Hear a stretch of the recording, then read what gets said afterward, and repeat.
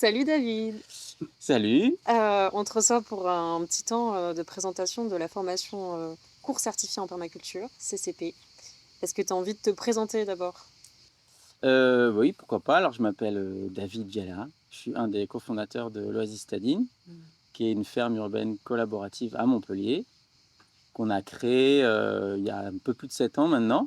Donc derrière moi, il n'y avait pas de jardin, c'était, vraiment des vignes et on est parti de cette terre de vignes, qu'on a transformée en une oasis de biodiversité.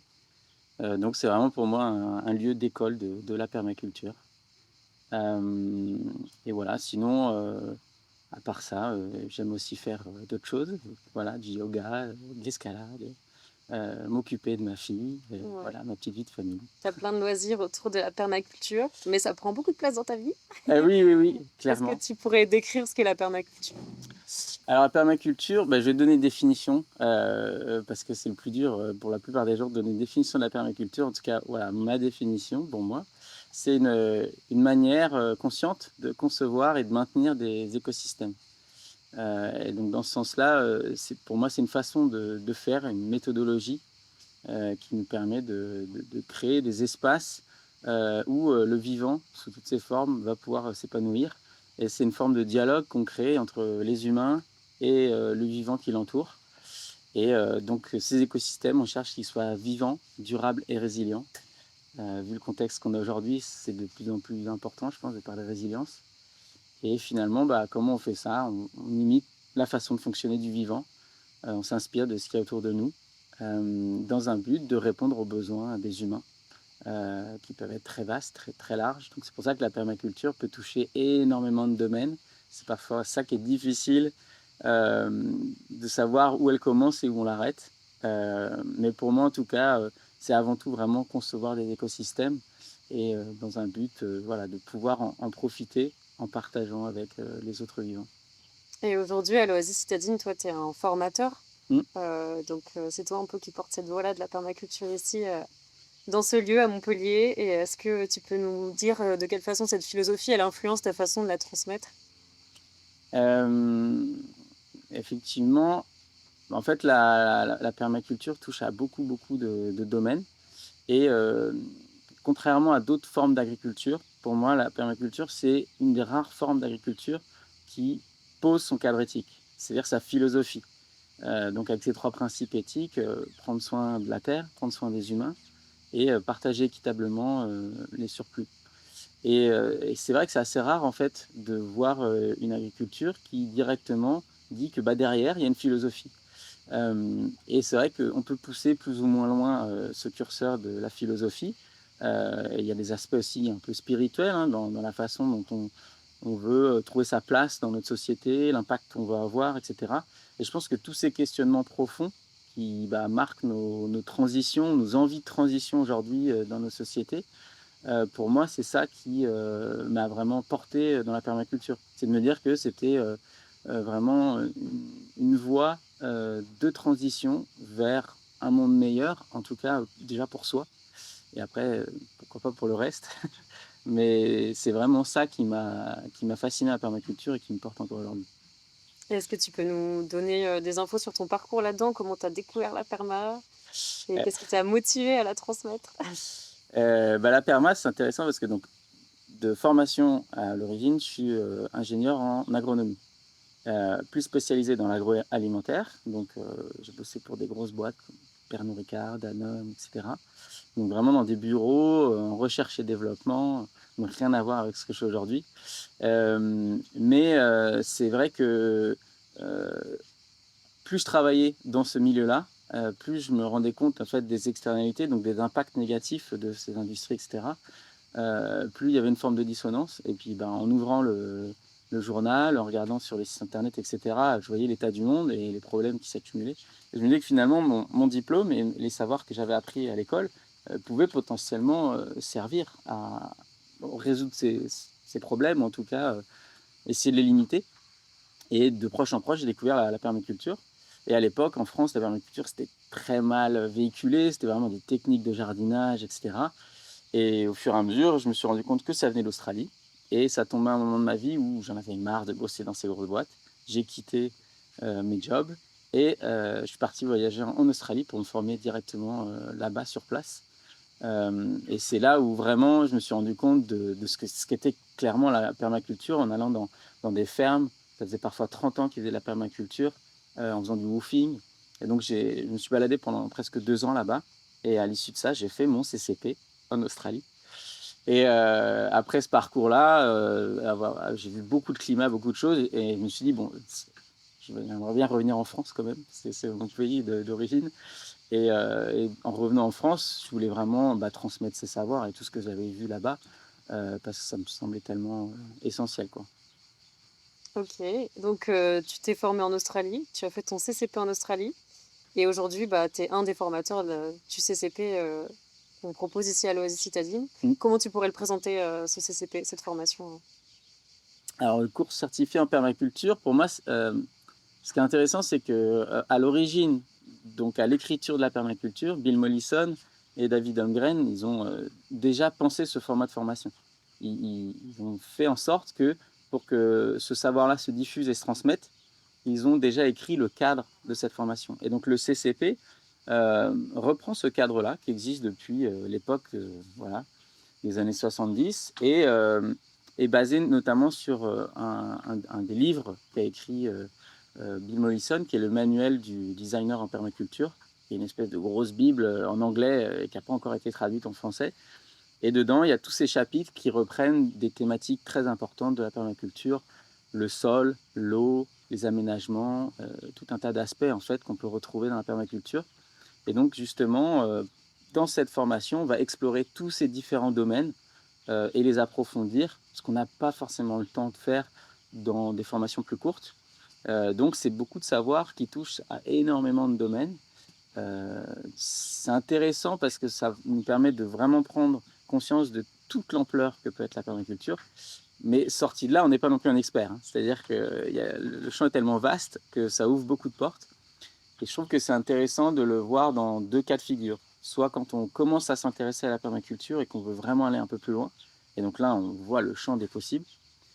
Soit quand on a déjà pratiqué un peu des jardins, des écosystèmes, etc. Depuis certains temps, on a fait du woofing, ou voilà, on a vu beaucoup de choses.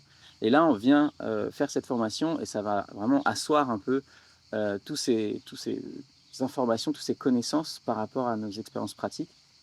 Donc pour moi, il est intéressant justement pour tous les types de personnes qui pourraient faire cette formation.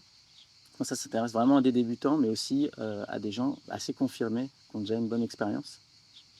Voilà, globalement, comment je pourrais la présenter. Est-ce qu'on peut passer un peu aux informations pratiques sur la formation? Est-ce que tu peux nous faire un petit point sur comment elle s'organise à la ferme et comment on peut accéder à toutes les informations si on est intéressé pour suivre la formation?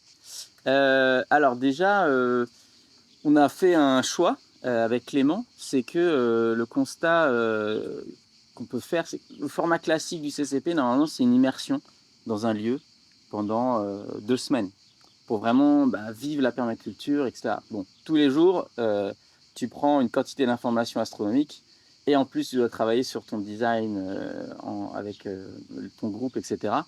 Donc, c'est vraiment une sacrée aventure.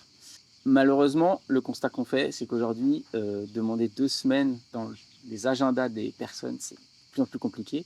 Et donc, on s'est dit qu'on allait découper ça en 6 week-ends et les étaler sur une période d'à peu près 6 mois. Pour nous, l'avantage aussi, c'est que ça permet de voir plusieurs saisons et aussi que les savoirs, ces connaissances, puissent infuser un peu plus et qu'on puisse peut-être commencer à les mettre en pratique, avoir plus de temps de réflexion aussi sur les designs que vont faire les groupes, etc.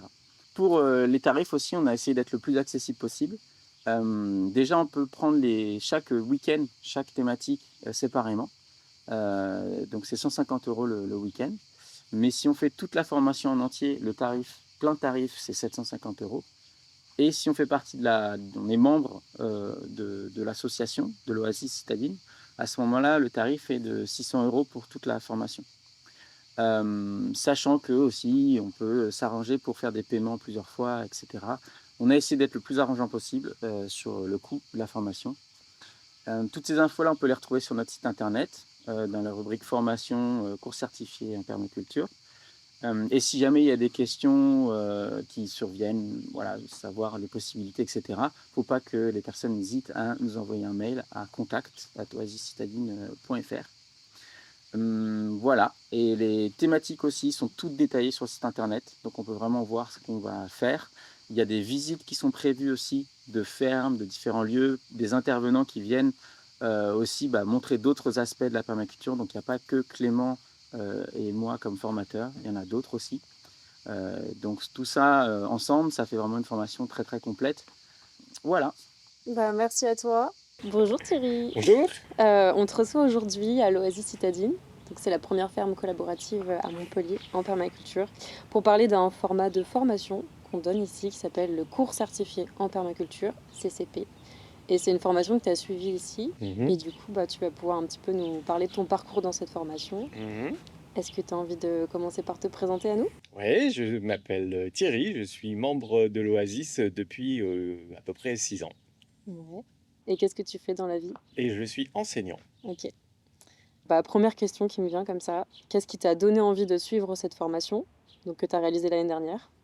Et comment tu pourrais décrire du coup ton parcours et tes expériences avant d'arriver dans cette formation? La permaculture, je l'ai découverte à la ferme, ici. Et pour moi, c'était une réponse au questionnement que je me posais avant de connaître l'Oasis et qui était lié en fait aux effondrements, à toute cette transformation mondiale que nous vivons collectivement. Et je ne savais pas trop quoi en faire. Et en découvrant l'Oasis, j'ai trouvé un lieu, un espace et une tribu qui apportait des réponses qui me satisfaisaient, qui allaient dans le sens de la créativité, de la résilience et puis de la connexion avec la nature et le vivant. Donc je suis arrivé ici, je ne savais pas du tout ce qu'était la permaculture. J'ai découvert la permaculture ici et j'ai tout de suite été aligné avec ce qui se vivait ici. Et donc c'était une porte ouverte. Et je suis petit à petit monté en compétence d'une certaine manière en suivant beaucoup d'ateliers. Et j'ai décidé de rejoindre le CCP pour plusieurs raisons. D'abord le format qui était une proposition que je trouvais intéressante. D'ordinaire, le CCP, c'est en gros 10 jours d'affilée. Et là, le format des 6 week-ends par an, avec des dates qui sont calées en avance, me paraissait tout à fait pertinent pour mon mode de vie. Et donc tout de suite, je me suis inscrit dans ce CCP pour monter en compétences, pour découvrir de nouvelles choses, et je n'ai pas été déçu. Trop bien. Est-ce qu'on peut parler un peu des principaux enseignements que tu as retirés de cette formation, des bénéfices que tu en as retirés? Ouais, ouais. En fait, par tout ce que j'avais déjà appris ici à l'Oasis, je m'étais pas mal formé sur certains aspects de la permaculture, mais d'autres beaucoup moins. Le principe du CCP, c'est d'aborder énormément de thèmes qui sont en relation avec l'éthique de la permaculture, bien-être de la terre, bien-être de l'humain et partage des ressources. Ça, c'est super important pour moi et de les recontextualiser en fait avec des problématiques larges qui sont celles de la nature au sens large. Par exemple, la question de l'eau, la question de l'énergie, tout ce qui peut relever de l'éco-construction, des technologies low-tech, comment designer un écosystème, comment le comprendre, quelles sont les lois qui sont au cœur du fonctionnement d'un écosystème. Donc c'est une approche vraiment globale qui est à la fois théorique. Donc on a eu de nombreux apports assez théoriques qu'il faut avoir pour comprendre comment fonctionne un écosystème. Et puis une approche beaucoup plus pratique. Donc on a circulé sans arrêt de la théorie à la pratique. Et l'idée, c'était de formaliser un projet qu'on a présenté à la fin de notre CCP et qui était l'application de tous ces principes théoriques qui nous avaient été présentés. Et ce que j'ai beaucoup apprécié, c'était la qualité des intervenants qui ont un ancrage concret dans leur quotidien avec la permaculture, soit parce que ce sont des maraîchers, ou bien des agronomes, soit des gens qui sont dans des questionnements de souveraineté alimentaire, de logique de territoire, d'organisation d'espace. Et donc une expertise concrète.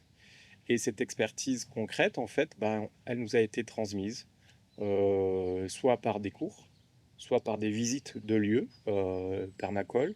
Donc ces deux approches, à la fois théoriques, pratiques, pour moi c'était une grande richesse. Et puis ça m'a ouvert des horizons, parce qu'il y a des domaines dans lesquels j'avais aucune connaissance, par exemple l'éco-construction. Et ça a été une révélation pour moi, par exemple, de construire un mur en terre paille. J'ai adoré ce genre de choses que je n'avais pas eu l'occasion de pratiquer auparavant. Donc des découvertes, en fait, la permaculture, c'est un vaste domaine qui touche à énormément de registres. Et ça m'a permis d'avoir une vision plus globale et d'avoir aussi une pratique plus globale. Et justement, parce que tu avais déjà cette connaissance de la permaculture, donc en fait, on comprend que ça a vraiment renforcé encore plus le côté pratique aussi. C'est ça. Et Ouais. est-ce que bah, du coup, ça a un peu plus influencé ta réflexion aujourd'hui sur ce que tu as envie d'en faire un peu plus tard ou... Oui. Ouais. Ouais. En fait, j'étais venu à la ferme avec ces questionnements sur les effondrements. Qu'est-ce que je peux en faire? Comment je peux intégrer ça dans mon quotidien, en fait. Mais il y a plusieurs manières de réagir par rapport à ces questions-là. Et clairement, moi, j'étais venu avec un désir de créativité, de faire quelque chose de ces peurs, de faire quelque chose de ces constats qui sont plutôt plus qu'alarmants, hein. On parle aujourd'hui d'anthropocène et voilà, c'est quelque chose, c'est une réalité qui est massive et souvent elle nous désempare. Qu'est-ce qu'on peut faire de ces questions-là? Qu'est-ce qu'on peut faire du changement climatique, de l'effondrement de la biodiversité, de la raréfaction des ressources, etc. Et en fait, grâce au CCP, je me suis dit qu'il y avait un autre récit possible que le simple récit des effondrements. C'est-à-dire qu'on pouvait agir concrètement là où on vit. On peut agir concrètement sur un espace plus large que notre simple lieu de vie, à l'échelle, par exemple, d'un territoire ou d'une ferme. Donc, on peut d'une certaine manière réenchanter le monde. On peut aussi régénérer des sols. On peut cultiver la pluie, comme on le dit avec cette belle expression. Donc, finalement, ça inverse les récits. Et grâce au CCP, j'ai pu m'appuyer sur des preuves tangibles que c'est faisable. Parce qu'en visitant des lieux permacoles qui fonctionnent avec ça, on peut tout à fait voir que le récit dominant, qui a mené à l'Anthropocène, certes il est dominant, mais il n'est pas le seul. Et qu'il y a d'autres postures possibles. Et ce CCP m'a montré clairement qu'on peut s'engager sur d'autres récits et de voir à l'œuvre des expériences qui fonctionnent comme ça et qui fonctionnent bien. Donc je pense que ça, c'est aussi une source d'espoir. Et en cultivant la pluie, ben, on cultive aussi l'espoir. Et ça redonne de la joie, quoi. En tout cas, ça fait plaisir d'entendre ça, ton parcours et ton vécu. Merci pour ce partage. Et est-ce que tu pourrais rajouter quelque chose sur l'aspect collaboratif de cette formation? Oui, en fait, pendant les 6 week-ends, on a des journées thématiques, par exemple sur l'eau. Je vais prendre l'eau. Et donc, on a des apports théoriques sur le cycle de l'eau, qui est un magnifique cycle que j'ignorais complètement. Où on a des apprentissages sur concrètement les pentes, comment gérer l'eau de pluie, créer des zones humides, etc. Bon, ça c'est l'aspect théorique. Et du coup, comment appliquer ça sur un projet concret? Puisque en fait l'idée du CCP c'est de finaliser un projet. Bah, par exemple, on est concrètement allé mesurer l'inclinaison du sol sur la parcelle qu'on devait designer pour y positionner des mares, des zones humides, etc. Calculer l'hygrométrie de cet endroit-là. Et ensuite, sur notre projet, on a intégré le parcours de l'eau.